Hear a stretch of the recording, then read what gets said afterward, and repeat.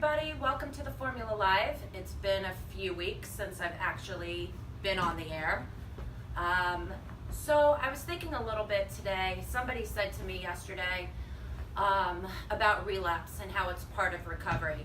And when I hear that, it puts a bad taste in my mouth, because after 25 years of working with both addicts and people who have mental health issues, that's not really true. Relapse is not part of recovery. Actually, regression is a part of recovery.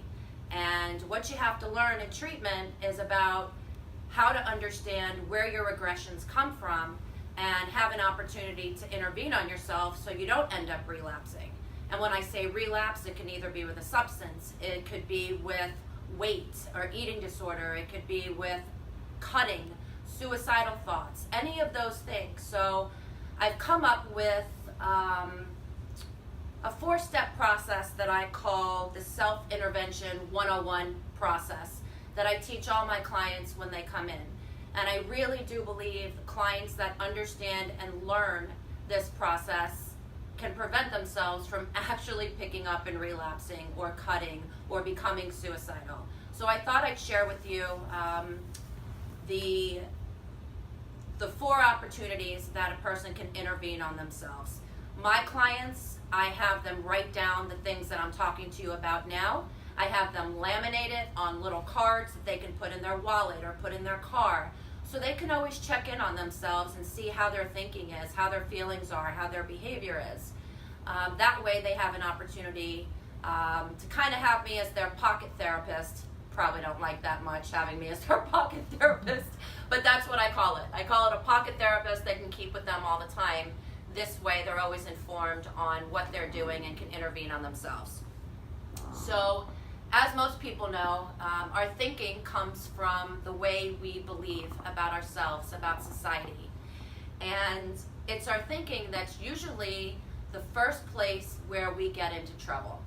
In treatment or even in AA, we talk about something called cognitive distortions. We talk about defense mechanisms. In AA, defense mechanisms are called defects of character. I don't really like defects as a word. I like defenses better. It's the way that we rationalize things. It's the things in our personality that we do to avoid getting better. Cognitive distortions are irrational thoughts that we have that promote us ending up thinking and behaving in ways that are unhealthy for us. So a cognitive distortion is something like black and white thinking, or all or nothing thinking, or jumping to conclusions. So if we have in our mind that we're in recovery and we had the worst day at work and we're going to get fired, that's an opportunity right there to say, you know what, I'm jumping to conclusions. That's not really rational. That's not based in any kind of realistic view. So I'm going to not think this way because I know that I jump to conclusions, or I know that I have black and white thinking. So I have an opportunity when I do that to intervene and say, you know what, I'm not going to allow myself to think this way, so I'm going to do something different. A defense mechanism, minimizing, rationalizing, avoiding. If we rationalize something, we rationalize our thinking, well, I can just use today, nobody will know. Or what's using one time, that's called minimization. If we don't intervene on those type of thoughts, then we go down in the process of our regression. If you can learn and be aware of what you do and how you think, then you have opportunities to intervene on yourself, hence Intervention 101. However, if you don't, or you're not aware of how you're thinking, you actually then will get to the next stage, which is called feelings. So if we're rationalizing and we're minimizing or we're jumping to conclusions, soon we're going to begin to have feelings associated with thinking that way. So we might become anxious, we might become agitated, or frustrated, or sad, or depressed, because we're having these thoughts that are not based in reality and aren't helpful to us. So if you start to feel bad or you start to feel sad, you have an opportunity to intervene on yourself at that point. How do you do that? Well, Well, you talk to your therapist, you talk to a friend, you talk to a sponsor. You tell them that you're feeling down. You tell them that these are the thoughts that are getting you, to a negative place. If you don't do that, you don't intervene, you don't communicate on how you're feeling, the next thing that's going to happen is your behavior is going to change. What's the behavior? The behavior is, I'm not going to a meeting today, I went twice this week. Or, I don't want to go out with my sober supports tonight, I'm tired. I'm going to leave early from work because it's been a really tough day for me. Maybe you stop calling your sponsor. Maybe you don't show up for group therapy. Maybe you, I don't know, anything that you do in a capacity that goes against what you've been trying to be consistent with and balanced with.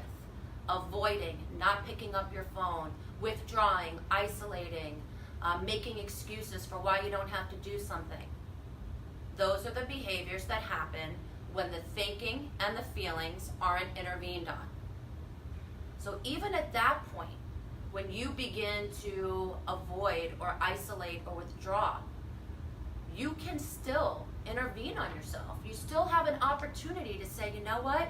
This is not the behavior of a recovering person. This is not the behavior of somebody who's trying to stay healthy. Even someone who you stop exercising, you stop working with your trainer, you stop eating healthy. All of those are indicators that you are regressing in your functioning. You still have a chance, you still have a shot to do something different and to turn it around.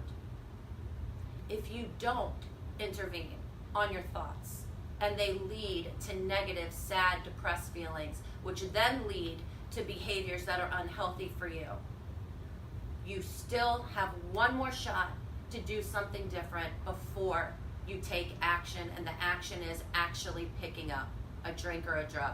The action is making the decision to cut, making plans to cut, having a suicidal plan. That's the final action. But even between the behavior that's unhealthy and the action, you can still intervene on yourself and say, even if you're going to get drugs, there's still a minute that you can say, what am I doing? I'm aware. I haven't done all these other things. Let me go somewhere safe. Let me get to a meeting. Let me call my sponsor or my therapist. Let me call the Suicide Hotline. And way, way, way before that, it began with the thoughts. It began with the distortions. It began with the defense mechanisms that you've had for most of your life.